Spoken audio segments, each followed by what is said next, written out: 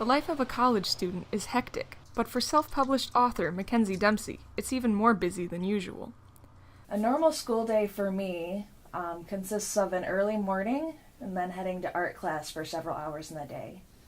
Generally, I'm in class for at least 6 or 7 hours a day, if not 12, and that's kept me quite busy and chasing my tail, trying to get different projects done for different professors and trying to, schedule myself time-wise and keep track of all the projects that I'm working on, especially in my art and my writing classes.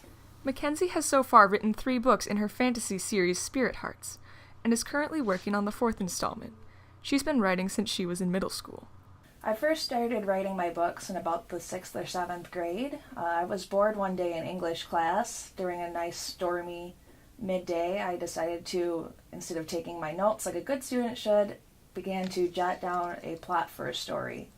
That evening I took the story home and I wrote it up on the computer and I presented it to my dad, at least the prologue of the story I presented to my dad, and he read it over and he really encouraged me to keep going with it.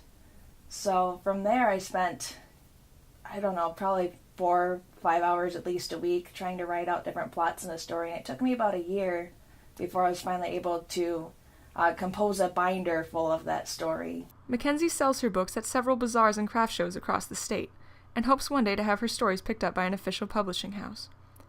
But even if that doesn't happen, she'll keep writing her stories and sharing them any way she can.